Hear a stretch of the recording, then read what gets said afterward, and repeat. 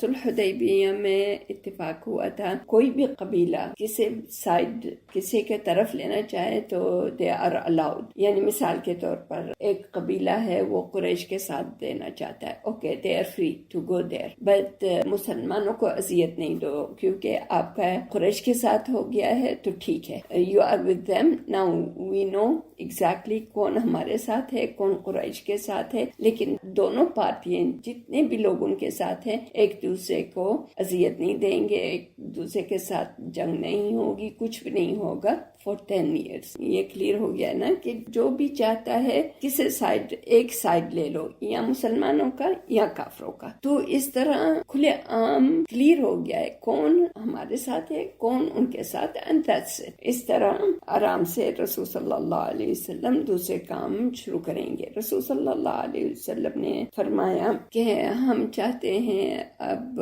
بادشاہ باہر کے ملکوں کے بادشاہوں سے مخاطب ہوں, تو اپنے کاتب کو بلایا. رسول صلی اللہ علیہ وسلم خود تو نہیں لکھتے تھے, تو اس طرح حکم دیا لکھنا ہے, خط اور کتابت کرنی ہے دوسرے ملکوں کے بادشاہوں اور حکماء کے لیے. تو کہا گیا کہ اگر بادشاہ کے لیول کی بات ہو رہی ہے, آپ نبی ہیں, دا ہائیسٹ لیول آپ کا ہے, بادشاہوں سے بات کرنی ہے. اس دنیا کے بادشاہ عام خط نہیں کھولتے نہ پڑھتے جب تک اس پر ختم نہ ہو, سیلڈ نہ ہو. سیلڈ آپ کو پتہ ہے نا, سیلڈ کا وہ ایک مور لگ جاتی ہے, مور پر پتہ ہوتا ہے یہ کہاں سے آ رہا ہے, یہ فلاں بادشاہ کی طرف سے ہے یا حاکم کی طرف سے یا وغیرہ, یعنی خاص اس کی ختم ہوتی ہے. رسول صلی اللہ علیہ وسلم سے کہا گیا اچھا لوگ اس طرح کرتے ہیں, رسول اللہ سے ہم بہت سیکھتے ہیں. رسول اللہ نے کہا تو ہم کیا کریں, رسول صلی اللہ علیہ وسلم سے ریکویسٹ کیا گیا آپ بھی ایک مور بنا لیں. انہوں نے کہا ٹھیک ہے, چاندی کا ایک مور بنایا گیا. جب انہوں نے یہ مور لکھی محمد رسول اللہ, تو 3 لائنوں میں آیا محمد صلی اللہ علیہ وسلم پہلے آتا ہے, پھر محمد رسول اللہ. یہ اس طرح اگر لکھا جائے تو 3 لائنوں میں آئے گا, لیکن ادب ود اللہ عز و جل پہلے اللہ تعالیٰ کا نام اوپر لکھا and نیچے رسول پھر محمد صلی اللہ علیہ وسلم. انتہائی عاجزی and ادب یہ ہے مور رسول صلی اللہ علیہ وسلم کا. مکہ میں آپ کو جویلری شاپ میں ملتے ہیں یہ رنگ اور ختم آف رسول اللہ صلی اللہ علیہ وسلم, محمد رسول اللہ. اس طرح بنایا گیا یہ کہ جو بھی خط لکھیں گے رسول صلی اللہ علیہ وسلم اس کو سیل کر دیں گے اس طرح, which is فوراً دیکھا رسول اللہ, مشورہ لیا اپنے ارد گرد مخلص لوگوں سے, انہوں نے یہ تجویز پیش کی اور رسول اللہ نے یہ ختم بنا دیا. پھر رسول صلی اللہ علیہ وسلم نے خط کتابت شروع کر دی. تو اس طرح یہ خط و کتابت شروع ہوئی. جو خط لے کر جاتے تھے رسول صلی اللہ علیہ وسلم کے خاص بندے جو کہ ان کے اسپیکنگ پاور یا ٹاکنگ پاور گڈ لکنگ ریپریزنٹیبل ہوں, زیادہ نہیں کہ ان کا لباس سونے چاندی کا ہو وغیرہ, نہیں عام, لیکن ان کی شخصیت ان کا character that they can talk to بادشاہ لوگوں کے سامنے. تو we will take one by one انشاءاللہ. سب سے پہلے رسول صلی اللہ علیہ وسلم پہلا نہیں ہے لیکن we're gonna talk, کیونکہ ہر طرف رسول اللہ نے بھیجا, یہ نہیں کہ پہلے اس کو پھر اس کو پھر اس کو, نہیں, ہر طرف بھیجا رسول صلی اللہ علیہ وسلم نے خط for the دعویٰ. Do you remember نجاشی ارد حبشہ کا بادشاہ, ان کو بھیجا خط, بہت خوبصورت. رسول صلی اللہ علیہ وسلم نے ان سے بات کی. میں نے پوچھا تھا do you remember Najashi, Asfa جی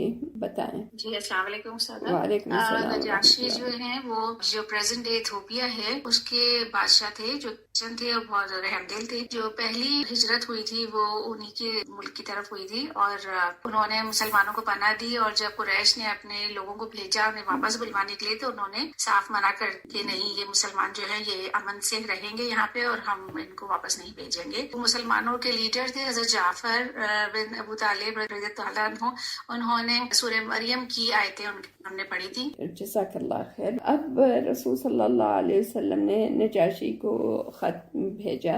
نجاشی کو جب خط بھیجا بہت خوبصورت رسول صلی اللہ علیہ وسلم نے جو بھی آیت کوٹ کرتے تھے نا اس کا یہ ہے یا اہل الکتاب تعالوا الی کلمۃ سواء بیننا وبینکم الا نعبد الا اللہ ولا نشرک به شیئا ولا يتخذ بعضنا بعضا اربابا من دون اللہ فان تولوا فقولوا اشهدوا بأننا مسلمون. نجاشی کی طرف عمرو بن امیہ ضمری کو بھیجا گیا. آج تک وہاں مہاجر لوگ تھے. It doesn't mean کہ رسول اللہ آگے تھے یہاں مدینے and یہ بھی لوگ آگے تھے. ابھی تک رسول اللہ نے ان کو اجازت نہیں دی تھی آنے کی. اس کے متعلق ہم نے کبھی بات کی تھی. Do you remember anyone کیوں رسول اللہ نے ابھی تک اجازت نہیں دی کہ واپس آ جاؤ؟ جی رہیدہ جی استاذہ جی وہ تھا کہ اگر خدا نخواستہ مدینہ میں اگر سارے مسلمان ختم ہو جائے تو وہاں ایک جماعت قائم رکھے اسلام. ویری گڈ بارک اللہ فیک. ریممبر دس کیونکہ اب 6 years ہو گئے ہیں ابھی تک رسول اللہ مطمئن نہیں ہے کہ لوگوں کو بلا لیں اور مسلمان سب مدینے میں. ڈو یو ریممبر ابھی 1 سال پہلے غزوۃ احزاب ہوئی تھی اور یہی تھا کہ سارا ختم ہو جائے گا مدینے پر اٹیک کر دیں گے ساری دنیا اینڈ ختم ہو جائے گا اسلام وغیرہ. تو یہ سیاسی تھنکنگ آف رسول صلی اللہ علیہ وسلم کہ نہیں ہمارے اسلام قائم کرنے کے لیے یا دعویٰ قائم کرنے کے لیے ایک پارٹی دنیا کے کسی اور کونے میں ہو. اگر ہم سب ختم ہو جاتے ہیں کوئی آگے بڑھے گا اسلام کا جھنڈا لے کر. تو رسول صلی اللہ علیہ وسلم نے نجاشی کو بہت خوبصورت خط لکھا اور کہا بسم اللہ الرحمن الرحیم هذا کتاب من محمد رسول اللہ الی النجاشی عظیم الحبشہ. دیکھیں جب بات کرنے کا طریقہ ہم اگین سیکھتے ہیں کسی بڑے سے جس کی حیثیت امیر ہے کبیر ہے. سبحان اللہ یہ اپنا انسان نہیں بناتا ہے. ورفعنا بعضکم فوق بعض درجات. اللہ تعالیٰ نے اس کو حیثیت دی ہے از امام حرم کا امام. سبحان اللہ یہ سب سے بڑی رتبت ہے آئی تھنک. اینڈ کوئی بادشاہ ہوتا ہے کوئی امیر ہوتا ہے کوئی فلاں ہوتا ہے. بات کرنے کا طریقہ عظیم الحبشہ. رسول صلی اللہ علیہ وسلم نے فرمایا سلام علی من اتبع الہدی. یہ میری بات سلام ہم کوئی لڑنے کے لیے نہیں آئے. پورا سب سے بگننگ یہ بتایا گیا سلام علی من اتبع الہدی. جو ہدایت پائے گا وہ سلامتی میں رہے گا. آمن باللہ ورسولہ وشہد ان لا الہ الا اللہ وحدہ لا شریک لہ لم یتخذ صاحبۃ ولا ولدا. یہ عیسائی تھے نا آصفہ نے کہا نا عیسیٰ علیہ السلام کے متعلق تلاوت آیتیں کی جعفر رضی اللہ عنہ. رسول اللہ ہی knows he is talking to whom. کس سے بات کی جا رہی ہے؟ یہ عیسائی ہیں. تو اس طرح رسول اللہ صلی اللہ علیہ وسلم نے لکھا لا الہ الا اللہ وحدہ لا شریک لہ لم یتخذ صاحبۃ ولا ولدا. اللہ تعالیٰ کے کوئی ولد نہیں ہے. وان محمدا عبدہ ورسولہ ادعوک بدعایت الاسلام فانی انا الرسول فاسلم. پھر یہ آیت یا اہل الکتاب تعالوا الی کلمۃ سواء. نجاشی نے جب یہ خط پڑھا and we know from the beginning ابھی جو انہوں نے بتایا کیسے انہوں نے احترام سے یہ خط لیا اپنے آنکھوں پر لگایا اپنے سر پر رکھا اپنے تخت سے نیچے زمین پر آیا بلایا جعفر بن ابی طالب کو کہ میں اسلام کی بیعت کرنا چاہتا ہوں and خط لکھا بسم اللہ الرحمن الرحیم الی محمد رسول اللہ من النجاشی سلام علیہ یا نبی اللہ من اللہ ورحمت اللہ وبرکاتہ اللہ الذی لا الہ الا ہوا. بتایا گیا کہ خط آپ کا پہنچ گیا ہے and جو آپ نے بات کی ہے about Isa yes Allah is one. ان کا کوئی اولاد نہیں ہے. جو آپ نے بتایا ہے کہ عیسیٰ جو ہم نے سنا ہے جعفر سے رضی اللہ عنہ yes اللہ ایک ہے اور عیسیٰ آپ ہی جیسے نبی تھے. ہم نے آپ کے رشتہ داروں کی بہت عزت کی ہے کیونکہ آپ کے رشتہ دار ہیں.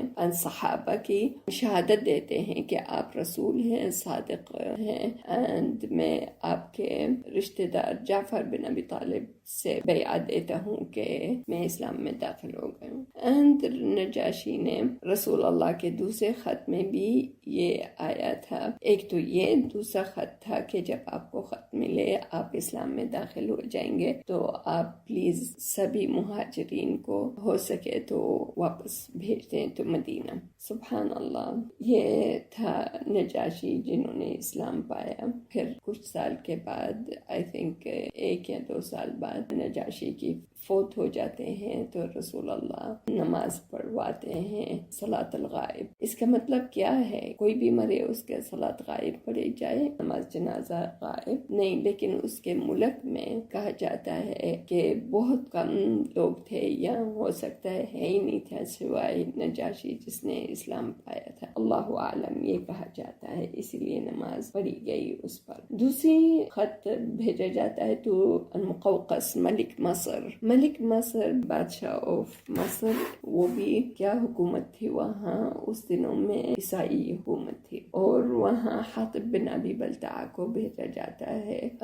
ان کا طریقہ دیکھیں، ہر ایک بادشاہ کا ڈفرنٹ طریقہ ہوتا ہے. یہ اس میں بھی خط تھا، بسم اللہ الرحمن الرحیم، من محمد عبد اللہ ورسولہ الی المقوقس عظیم القبط. قبط یہ عیسائی کی ایک لقب ہے جو ایجپشن لوگ استعمال کرتے ہیں. عظیم القبط سلام علی من اتبع الہدی. اگین وہی بات کر رہے ہیں کہ پیس اینڈ سلام علی من اتبع الہدی. فإن يدعوك بدعایت الاسلام اسلم تسلم. اسلام میں داخل ہو جائے سلامت رہے گی آپ کی، اور آپ کو ڈبل اجر ملے گا. ڈبل اجر کیوں؟ کیونکہ پہلے وہ عیسائی تھے نا، اینڈ عیسیٰ علیہ السلام پر یقین کرتے تھے، تو جو بھی مسلمان ہوتا ہے عیسائیوں میں ان کو ڈبل اجر ملتا ہے کیونکہ انہوں نے 2 نبی پر ایمان لایا، 2 ریلیجن کو قائم کیا. جب وہ عیسائی تھے تو وہ عیسائی انجیل پر چلتے تھے، جب مسلمان ہوئے تو قرآن پر اس کے ہدایت پر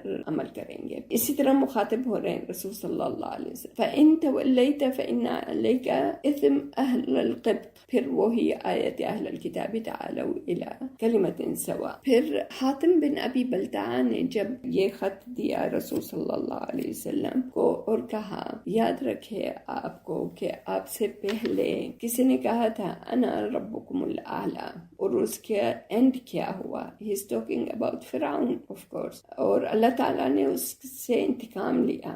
آپ کو عبرت حاصل ہونی چاہیے اس سے. مقوقس بادشاہ نے کہا ہمارا we have our own religion، ہم اس کو نہیں چھوڑیں گے الا اگر اس سے بہتر ہمیں کو نظر آتا ہے. تو حاطب رضی اللہ عنہ نے کہا he start talking about دین اسلامی. اسی لیے دیکھا جاتا ہے کہ رسول صلی اللہ علیہ وسلم نے جب بھیجا، کس کو بھیجا؟ can they deliver the message properly؟ انہوں نے کہا آپ کے دین کے متعلق بتاؤ، تو he start talking. انہوں نے کہا کسی نے ان کے قبیلے نے اسلام پایا؟ انہوں نے کہا نہیں، انہوں نے اسلام نہیں پایا، تھوڑے سے لوگوں نے but not all of them. یہودیوں نے دشمنی قائم کی. سب سے close to امت اسلام is نصارہ جو عیسائی ہیں. and he talked about this. مقوقس نے کہا ٹھیک ہے، مجھے تو لگتا ہے یعنی جو آپ بتا رہے ہیں یہ جادوگر نہیں ہیں، یہ صحیح ہے، جو باتیں آپ بتا رہے ہیں بالکل صحیح ہیں. رسول اللہ کا خط لیا، اس کو عزت احترام سے ایک باکس میں رکھا. یہ جو باکس آپ لوگوں کے پاس ہوتا ہے انڈیا پاکستان میں، یہ جو آج ہاتھی کے دانتوں کا جو ہوتا ہے نا سفید رنگ کا، do you have a name? Ivory box. Very good. ہاں، یہ جو خوبصورت آتا ہے باکس، جولری وغیرہ اس میں رکھا اینڈ بہت عزت اور احترام دکھایا. اس نے یہ رسول اللہ کے رسول کو کیا دیا؟ لباس دیا، اینڈ رسول اللہ کے لیے گفٹ دیے. 2 لونڈیاں بھیجی گئیں رسول اللہ کے لیے، اینڈ ایک خط اینڈ ایک سواری بھیجی گئی رسول اللہ صلی اللہ علیہ وسلم. اینڈ خط میں کیا تھا کہ آپ کا کتاب یا خط پہنچ گیا ہے. We understood. We are trying to learn more about you and ہماری کتابوں میں ہے کہ نبی آئیں گے. میری اپنی سوچ تھی کہ شام کے طرف سے آئیں گے، لیکن اللہ تعالیٰ نے آپ کو you are honored to be رسول، اور یہ آپ کے لیے لباس and یہ سواری تو لون دیے. ایک کا نام ماریا، دوسری سیرین. سبحان اللہ، ماریا رسول صلی اللہ علیہ وسلم کی لونڈی تھی، سیرین رسول اللہ نے گفٹ دے دیا تو حسان بن ثابت شاعر رسول اللہ صلی اللہ علیہ وسلم. تیسرا خط، اور بھی بہت خط ہیں. we're going to talk about کسرا. do you know کس ایریا کے بادشاہ تھے؟ کسرا ایران کے براب والے کے بلاد فارس. فارس از ایران، آج کل ایران پہچانی جاتی ہے. کسرا وہاں کے تھے. ان کو خط دیا، رسول اللہ نے اپنے صحابی کو بھیجا، and اسی طرح بتایا گیا کہ آپ ایمان لائیں. the same way الى عظیم کسرا عظیم بلاد فارس سلام من اتبع الہدى وآمن باللہ ورسولہ وغیرہ. یہ خط عبداللہ بن حذیفہ سہمی لے کر گئے تھے. اس کو اتنا غصہ چڑھا. کس چیز کا غصہ چڑھا اس کو؟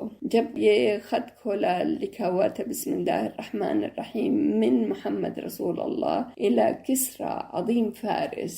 سمجھنے سے پہلے، کچھ پورا خط پڑھنے سے پہلے اس کو بہت جلال آیا، غصہ آیا. کین یو گیس کیا ہوا اس کو؟ کیا لڑا ایک دم. یہ اس کو اچھا نہیں لگا کہ رسول اللہ کا نام پہلے آیا ہے اس کے نام سے پہلے. سبحان اللہ، غرور اور تکبر انسان کو کہاں لے کر چلے جاتا ہے کہ من محمد رسول اللہ الی کسرا فارس العظیم. کسرا کا نام کیوں بعد میں آیا، رسول اللہ کا نام پہلے. اس نے کہا جاتا ہے، I'm not sure، کہ اس نے خط کو پھاڑ دیا، پھینک دیا اور کہا یہاں سے چلے جاؤ. اب رسول اللہ کو خبر پہنچ جاتی ہے کہ اس طرح انہوں نے کیا، تو اللہ عالم اگین کہ رسول اللہ نے کہا جیسے اس نے کیا ہے نا، رسول اللہ کا خط اس نے کاٹ کر پھینک دیا ہے، اللہ تعالیٰ اس کا ملک بھی ختم کرتے. اسی طرح جیسے ٹیر ان پارٹس، اسی طرح اس کا بھی ملک ختم ہو جائے گا. اور یہی ہوا. زمانہ دکھاتا ہے، تاریخ دکھاتی ہے، یعنی اسلام میں داخل نہیں ہوا. اب آتے ہیں تو ہرقل کہاں کے تھے؟ الى قیصر روم. ہرقل وہاں جاتا ہے یہ خط. سبحان اللہ. and اسی طرح ہرقل کے پاس کون جاتا ہے؟ رسول صلی اللہ علیہ وسلم نے دحیہ الکلبی کو بھیجا. دحیہ بہت مشابہت رکھتے تھے. سب سے زیادہ مشابہت رسول اللہ کی دحیہ بن کلبی. بہت خوبصورت ہوتے تھے، کافی ان کا قد قامت، بات کرنے کے طریقہ لائک رسول اللہ از لکی صلی اللہ علیہ وسلم اور رضی اللہ عنہ. دحیہ خط بھیجتے ہیں دحیہ کے ساتھ، لے کر جاتے ہیں ان کے پاس، ہرقل کے پاس، قیصر روم. یہ اس کا خط کے متعلق صحیح بخاری میں آتا ہے. our old student, do you remember؟ ہم نے کبھی پڑھا تھا اس کے متعلق. ٹھیک، کچھ کو یاد ہوگا، کچھ کو نہیں. جب یہ خط پہنچتا ہے قیصر روم، کیا کہتا ہے؟ لیتے ہیں یہ خط اور کہتے ہیں سب سے زیادہ جاننے والا یعنی رسول اللہ کو کون پہچانتا ہے؟ بولا گیا کہ انہی کے قبیلے کے لوگ ہی جانتے ہیں ان کو the best. اور ہماری ان کی تجارت چلتی رہتی ہے. آج کل ایک قافلہ آیا ہوا ہے اور اس میں ان کے رشتہ دار ہیں، تو کہتے ہیں بلاؤ ان کو، ان سے سمجھتے ہیں. بلایا جاتا ہے. پیج نمبر 79، حدیث نمبر 7. وعنہ رضی اللہ عنہ ان ابا سفیان بن حرب اخبره ان هرقل ارسل الیہ فی رکب من قریش كانوا تجارا بالشام في المدة التي كان الرسول صلى الله عليه وسلم مأذن فيها أبا سفيان وكفار قريش، فأتوه فدعاهم وحوله عظماء الروم، ثم دعاهم فدعا بالترجمان. اب ابو سفیان مسلمان تھے اس دوران، ابھی مسلمان نہیں تھے. اب ابو سفیان کہہ رہے ہیں کہ مجھے سچ بولنا تھا. وائی؟ کیوں سچ بولنا تھا؟ وہ کہہ رہے ہیں I have to. کسی نے زبردستی ان کو کہا تھا سچ بولو؟ نہیں، بس ان کو یہ تھا کو یہی تھا کہ جھوٹ کی وجہ سے بدنامی نہ ہو. ایگزیکٹلی. اسی لیے جو سوال پوچھیں گے اس کا جواب دیتے جائیں گے بالکل سچائی کے ساتھ. Because he doesn't have joy. قبیلے والے اس کے ساتھ ہیں, قافلے والے اس کے ساتھ ہیں, تو اس نے ایک جھوٹ بولا تو اس کی عزت ختم ہو جائے گی ابو سفیان کے. اینڈ یو نو ابو سفیان. حضرت ابن عباس رضی اللہ عنہما سے ہی روایت ہے, انہوں نے فرمایا کہ ابو سفیان بن حرب رضی اللہ عنہ نے ان سے بیان کیا کہ شاہ روم ہرقل نے اس کو قریش کی ایک جماعت سمیت بلوایا. یہ جماعت صلح حدیبیہ کے تحت رسول اللہ صلی اللہ علیہ وسلم اور کفار قریش کے درمیان طے شدہ عرصہ امن میں ملک شام بغرض تجارت گئی ہوئی تھی. یہ لوگ ایلیا بیت المقدس میں اس کے پاس حاضر ہو گئے. ہرقل نے انہیں اپنے دربار میں بلایا. اس وقت اس کے ارد گرد روم کے رؤسا بیٹھے ہوئے تھے. پھر اس نے ان کو اپنے ترجمان کو بلا کر کہا کہ یہ شخص جو اپنے آپ کو نبی سمجھتا ہے, تم میں سے کون اس کا قریبی رشتہ دار ہے؟ ابو سفیان نے کہا, میں اس کا سب سے زیادہ قریب النسب ہوں. تب ہرقل نے کہا, اے اسے میرے قریب کر دو اور اس کے ساتھیوں کو بھی قریب کر کے اس کے پس پشت بٹھاؤ. اس کے بعد ہرقل نے اپنے ترجمان سے کہا, ان سے کہو کہ میں اس شخص سے اس آدمی نبی صلی اللہ علیہ وسلم کے متعلق بات کروں گا. اگر یہ غلط بیان نہیں کرے تو تم لوگوں نے اسے جھٹلا دینا ہے. ابو سفیان رضی اللہ عنہ کہتے ہیں کہ اللہ کی قسم, اگر جھوٹ بولنے کی بدنامی کا خوف نہ ہوتا تو میں آپ صلی اللہ علیہ وسلم کے یقیناً جھوٹ بولتا. سفیان رضی اللہ عنہ کہتے ہیں کہ اس کے بعد پہلا سوال جو ہرقل نے مجھ سے آپ کے بارے میں کیا وہ یہ تھا کہ تو میں اس کا نسب کیسا ہے؟ میں نے کہا, وہ اونچے نسب والا ہے. پھر کہنے لگا, اچھا تو کیا یہ بات اس سے پہلے بھی تم میں سے کسی نے کبھی کہی تھی؟ میں نے کہا, نہیں. کہنے لگا, اچھا اس کے بزرگ سے کوئی بادشاہ گزرا ہے؟ میں نے کہا, نہیں. کہنے لگا, اچھا یہ بتاؤ کہ بڑے لوگوں نے اس کی پیروی کی ہے یا غریبوں نے؟ میں نے کہا, بلکہ کمزوروں نے. کہنے لگا, اس کے پیروکار دن بدن بڑھ رہے ہیں یا کم ہو رہے ہیں؟ میں نے کہا, بلکہ ان کی تعداد میں اضافہ ہو رہا ہے. کہنے لگا, کیا اس دین میں داخل ہونے کے بعد کوئی شخص اس دین سے برگشتہ ہو کر مرتد بھی ہو جاتا ہے؟ میں نے کہا, نہیں. کہنے لگا, اس نے جو بات کہی ہے کیا اس سے دعوی نبوت سے پہلے تم لوگ اس کو جھوٹ سے متہمتے تھے, یعنی متہم کرتے تھے؟ میں نے کہا, نہیں. کہنے لگا, کیا وہ بدعہدی کرتا ہے؟ میں نے کہا, نہیں. البتہ ہم لوگ اس وقت اس کے ساتھ صلح کی ایک مدت گزار رہے ہیں, معلوم نہیں اس میں وہ کیا کرے. ابو سفیان کہتے ہیں کہ اس فکرہ کے سوا مجھے کہیں اپنی طرف سے بات داخل کرنے کا موقع نہیں ملا. کہنے لگا, کیا تم لوگوں نے اس سے جنگ لڑی ہے؟ میں نے کہا, جی ہاں. اس نے کہا, پھر تمہاری اور اس جنگ کیسی رہی؟ میں نے کہا, جنگ ہم دونوں کے درمیان برابر کی چوٹ ہے. کبھی وہ ہمیں ذکر پہنچا لیتا ہے اور کبھی ہم اسے نقصان سے دوچار کر دیتے ہیں. کہنے لگا, وہ تمہیں کن باتوں کا حکم دیتا ہے؟ میں نے کہا, وہ ہے صرف اللہ کی عبادت کرو, اس کے ساتھ کسی کو شریک نہ کرو. جن کی تمہارے باپ دادا عبادت کرتے تھے ان کو چھوڑ دو, اور وہ ہمیں نماز, سچائی, پرہیزگاری, پاک دامنی اور قرابت داروں کے ساتھ حسن سلوک کا حکم دیتا ہے. اس کے بعد ہرقل نے اپنے ترجمان سے کہا, تم اس شخص ابو سفیان سے کہو کہ میں نے تم سے اس شخص نبی صلی اللہ علیہ وسلم کا نسب پوچھا تو تم نے بتایا کہ وہ اونچے نسب کا ہے, اور دستور یہی ہے کہ پیغمبر ہمیشہ اپنی قوم کے اونچے نسب میں سے بھیجے جاتے ہیں. اور میں نے دریافت کیا کہ آیا یہ بات اس سے پہلے بھی تم میں سے کسی نے کہی تھی؟ تم نے بتلایا کہ نہیں. میں کہتا ہوں کہ اگر یہ بات اس سے پہلے کسی اور نے کہی ہوتی تو میں کہتا کہ یہ شخص ایک ایسی بات کی نقالی کر رہا ہے جو اس سے پہلے کہی جا چکی. اور میں نے دریافت کیا کہ اس کے بزرگوں میں سے کوئی بادشاہ گزرا ہے تو تم نے بتلایا کہ نہیں. میں کہتا ہوں کہ اگر اس کے بزرگوں میں کوئی بادشاہ گزرا ہوتا تو میں کہتا کہ یہ شخص اپنے باپ کی بادشاہت کا تعلق ہے. اور میں نے یہ دریافت کیا کہ جو بات اس نے کہی ہے اس دعوی نبوت سے پہلے تم نے کبھی اس پر جھوٹ بولنے کا الزام عائد کیا تھا تو تم نے بتلایا کہ نہیں. اور میں اچھی طرح جانتا ہوں کہ ایسا نہیں ہو سکتا کہ وہ شخص لوگوں پر تو جھوٹ باندھنے سے پرہیز کرے اور اللہ پر جھوٹ بولے. میں نے یہ بھی دریافت کیا کہ بڑے لوگ اس کی پیروی کر رہے ہیں یا کمزور, تو تم نے بتلایا کہ نہ لوگوں نے اس کی پیروی کی ہے, اور حقیقت یہی ہے کہ اس قسم کے لوگ ہی پیغمبروں کے پیروکار ہوتے ہیں. میں نے پوچھا کہ وہ بڑھ رہے ہیں یا کم ہو رہے ہیں؟ تم نے بتلایا کہ ان کی تعداد میں مسلسل اضافہ ہو رہا ہے اور در حقیقت ایمان کا یہی حال ہوتا ہے تھا کہ وہ پایہ تکمیل تک پہنچ جاتا ہے۔ پھر میں نے پوچھا کہ کیا اس دین میں داخل ہونے کے بعد کوئی شخص متنفر ہو کر مرتد بھی ہوتا ہے؟ تو تم نے بتلایا کہ نہیں، اور ایمان کا یہی حال ہوتا ہے کہ اس کی چاشنی جب دل میں سما جاتی ہے تو پھر نکلتی رہتی۔ اور میں نے دریافت کیا کہ کیا وہ عہد شکنی بھی کرتا ہے؟ تو تم نے بتلایا کہ نہیں، اور رسول ایسے ہی ہوتے ہیں، وہ دھوکہ نہیں کرتے۔ میں نے یہ بھی پوچھا کہ وہ تمہیں کن باتوں کا حکم دیتا ہے؟ تو تم نے بتلایا کہ وہ اللہ کی عبادت کرنے اور اس کے ساتھ کوئی شریک نہ ٹھہرانے کا حکم دیتا ہے، تمہیں بت پرستی سے منع کرتا ہے اور تمہیں نماز، سچائی اور پرہیزگاری اور پاکدامنی اختیار کرنے کے متعلق کہتا ہے۔ تو جو کچھ تم نے بتایا ہے اگر وہ صحیح ہے تو یہ شخص بہت جلد اس جگہ کا مالک ہو جائے گا جہاں میرے یہ دونوں قدم ہیں۔ میں جانتا تھا کہ یہ نبی آنے والا ہے، لیکن میرا یہ خیال نہ تھا کہ وہ تم میں سے ہوگا۔ اگر مجھے یقین ہوتا کہ میں اس کے پاس پہنچ سکوں گا تو اس سے ملاقات کی ضرور زحمت اٹھاتا۔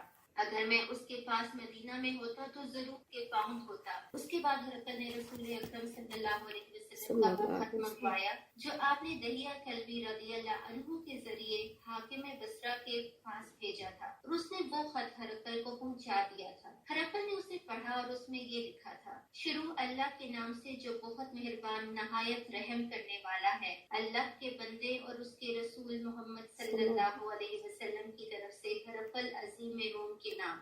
اس شخص پر سلام جو ہدایت کی پیروی کرے۔ اس کے بعد میں تجھے کلمہ اسلام لا الہ الا اللہ محمد رسول اللہ کی دعوت دیتا ہوں۔ مسلمان ہو جا، تو محفوظ رہے گا، اللہ تعالیٰ تجھے دوہرا اجر دے گا۔ پھر اگر تو یہ بات نہ مانے تو تیری رعایا گناہ بھی تجھی پر ہوگا۔ اے اہل کتاب، ایک ایسی بات آ جاؤ جو ہمارے اور تمہارے درمیان یکساں ہے۔ ہم اللہ کے علاوہ کسی اور کی عبادت نہ کریں اور اس کے ساتھ کسی کو شریک نہ کریں، اور ہم میں سے کوئی اللہ کے علاوہ ایک دوسرے کو اپنا کارساز نہ سمجھے۔ بس اگر لوگ اعراض کریں تو صاف کہہ دو کہ گواہ رہو، ہم تو فرما بردار ہیں۔ ابو سفیان رضی اللہ عنہ نے کہا، جب ہرقل نے جو کہنا چاہتا تھا کہہ چکا اور خط پڑھ کر فارغ ہوا تو وہاں آوازیں بلند اور بہت شور مچا اور ہم باہر نکال دیے۔ میں نے باہر آ کر اپنے ساتھیوں سے کہا، ابو کبشہ کے بیٹے کا معاملہ بڑا زور پکڑ گیا، اس سے تو رومیوں کا بادشاہ بھی ڈرتا ہے۔ اس روز کے بعد مجھے برابر بن رہا کہ رسول اللہ صلی اللہ علیہ وسلم کا دین غالب آ کر رہے گا، یہاں تک کہ اللہ تعالیٰ نے میرے اندر اسلام جاگزین کر دیا۔ ابن ناطور جو ایلیا کے گورنر، ہرقل کا ابو صاحب اور شام کے عیسائیوں کا پادری، بیان کرتا ہے کہ ہرقل جب ایلیا بیت المقدس آیا تو ایک روز صبح کے وقت رنجیدہ خاطر بیدار ہوا اور اس کے کچھ مصاحب کہنے لگے، ہم دیکھتے ہیں کہ آپ کی طبیعت کچھ بجھی بجھی ہے۔ ابن ناطور نے کہا کہ ہرقل ماہر نجومی اور ستارہ شناس۔ جب لوگوں نے اس سے پوچھا تو کہنے لگا کہ میں نے آج رات تاروں پر ایک نگاہ ڈالی تو دیکھتا ہوں کہ ختنہ کرنے والوں کے بادشاہ کا ظہور ہو چکا ہے۔ بتاؤ ان دنوں کون لوگ ختنہ کرتے ہیں؟ مصاحب کہنے لگے، یہودیوں کے سوا کوئی ختنہ نہیں کرتا، ان سے فکر مند ہونے کی چندہ ضرورت نہیں۔ آپ اپنے اہل علاقہ کو پروانہ بھیج دیں کہ وہاں کے تمام یہودیوں کو مار ڈالیں۔ اس گفتگو کے دوران ہی ہرقل کے سامنے ایک شخص پیش کیا گیا جسے شاہ غسان نے بھیجا تھا، اور وہ رسول اللہ صلی اللہ علیہ وسلم کا حال بیان کرتا تھا۔ جب ہرقل نے اس سے تمام معلومات حاصل کر لی تو کہنے لگا کہ اسے لے جاؤ اور دیکھو کہ اس کا ختنہ ہوا ہے یا نہیں۔ لوگ اسے دیکھا اور ہرقل کو بتایا کہ اس کا ختنہ ہوا ہے۔ ہرقل نے اس سے دریافت کیا کہ اب ختنہ کرتے ہیں؟